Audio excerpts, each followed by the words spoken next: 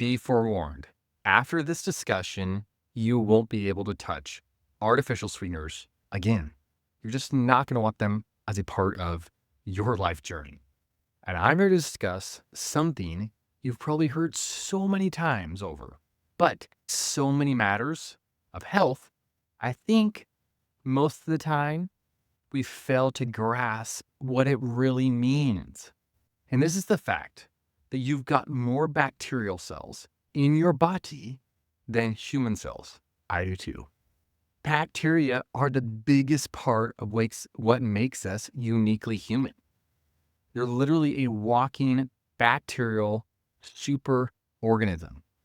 And this is essential to understand because those bacteria and how they're interacting, their balance literally decides how our mind and our body manifest in life. Bacteria decide how hungry you feel, whether you're going to store fat from that food, whether you're going to use it as an energy source, how your hormones are going to behave, your capacity to detox efficiently. You can do a liver detox after liver detox and get nowhere, as most do, because the bacteria in your gut are actually what are driving and signaling detox efficiency in your liver. Bacterial balance is also intricately tied to mental clarity or frailty, from bipolar to schizophrenia to depression to anxiety. If our bacteria are in optimal balance, there's not a pathway for this psychological anguish to exude from us. If your gut bacteria are thriving, you will see steady energy, balanced hormones, refreshing sleep, a metabolism that you can count on. If your bacteria are shipwrecked, alone and deserted of proper fuel, you'll be on the blood sugar roller coaster, the fighting cravings, the having mood swings from sea to shining sea. And brain fog, that's just going to be par for the course. So right now, I think America's health crisis, or obesity, or diabetes, or infertility, depression, is fueled by a collapse in our gut ecosystem. Breaking this down, we're talking your bacteria. They control your hormone metabolism. They control your literal metabolism, your mood. And artificial sweeteners, the consumption of them is literally like throwing gasoline on a raging inferno, big forest fire, and wondering, why is this fire getting bigger? It's not rocket science, folks. So let's talk gut bacteria and hormones. Gut bacteria, they allow us to make short-chain fatty acids, also known as SCFAs, like butyrate, propionate, when they ferment the fibers in food. And these little compounds, they tell our body to use insulin better, to create calming cytokines that turn down inflammation. Short-chain fatty acids, they boost hormones like GLP-1 and PYY, which help you feel satiated, full, satisfied, and they keep that blood sugar steady. Without these hormones working faithfully, no amount of willpower will keep a person from becoming over-fat. Short-chain fatty acids also regulate leptin and ghrelin, or fullness and hunger hormones. With a healthy microbiome, leptin sensitivity remains, and your brain knows when to stop eating. It's satisfied. You don't have to think about it. It just is. With a damaged microbiome, pump those artificial sweeteners, get that Splenda into you, you can feel ravenous even though you've just eaten a steak, 2 potatoes loaded with butter, and a big old bowl of vegetables. You even have what's called an Estrobolome, which is essentially the group of bacteria and enzymes that process estrogens. Ladies, listen up.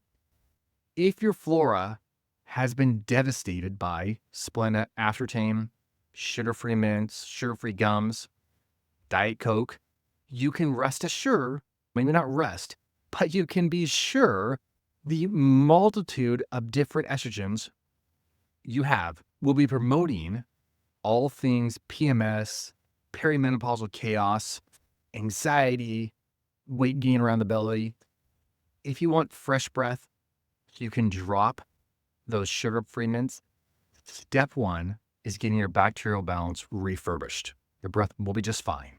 So how about your neurochemistry? I think this is one of the areas where medicine has completely missed the boat, completely overlooked things. We go straight to taking amino acids or SSRIs or Adderall stimulant medications.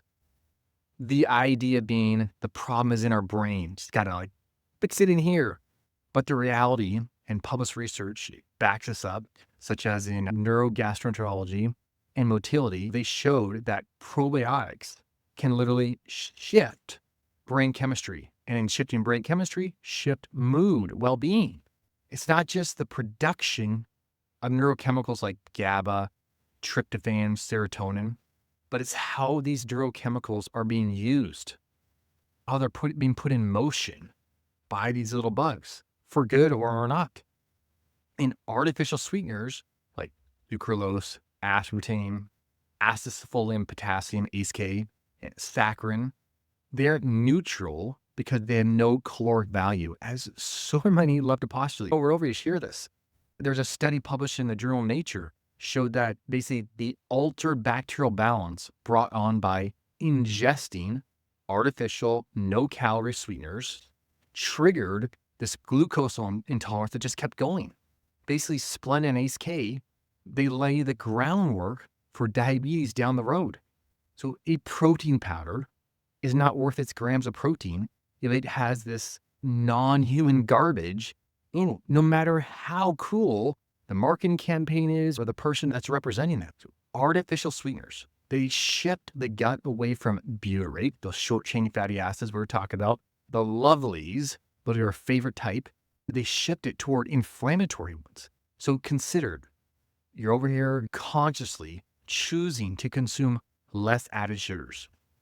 But in the process, you've been tricked, duped into scrambling your bacteria, scrambling your microbiome into a medley that promotes colitis, even colon cancer, because of the loss of these short-chain fatty acids. In contrast, natural sweeteners that come from not packaged foods like whole fruit, dates, raw honey, maple syrup, molasses, they contain polyphenols, fibers, oligosaccharides that actually feed beneficial bacteria, feed those short-chain fatty acids. People say things like, I can't eat honey because it has sugar, or it's sugar. I would beg to differ. A study published in the Journal of Basic Medical Science showed that honey promoted bifidobacterium and lactobacillus growth, which are literally the best buddies around when it comes to bacteria for our being.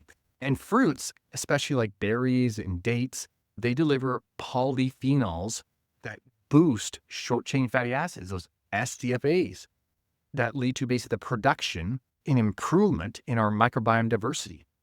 And like I mentioned earlier, the SFAs are invaluable to decreasing the risk of colon cancer and inflammatory bowel disease or inflammatory colitis. So, America's health decline? No, I think it really is a story of microbiome demise. Beyond the repeated antibiotics, the ibuprofen, whenever we're feeling any kind of ache, hormonal birth control, those are definitely wrecking our gut diversity. But these artificial sweeteners, they kind of flying under the radar. They are literally invading, much like maybe it's happening in America right now, invading otherwise health-conscious humans, their microbiome, because these people are thinking, hey, these are okay. They're just flavoring agents. They're calories. When in reality, no, they're coming for you. The result, more insidious obesity, more hormone imbalance, more diabetes, more infertility, more anxiety, more depression, more I'm doing everything right, and I'm still in this crazy health struggle. So our chronic disease curve follows literally the collapse of our gut flora. The good news, you can rebuild it as always. We only talk about things we can help, right? On this channel, it starts with clearing those artificial guys, clearing that ultra-processed jargon junk from our shopping cart, from our cupboards, consuming these friendlies, real sweet things like raw local honey, molasses, maple syrup, whole pieces of fruit. And I'll do a follow-up video on this, really diving into how we're going to flood our microbiome with life-giving nutrition, because there's a lot more than just the sweetener part of things. But the deal is, without removal of the irritants, you are going to be spinning your wheels.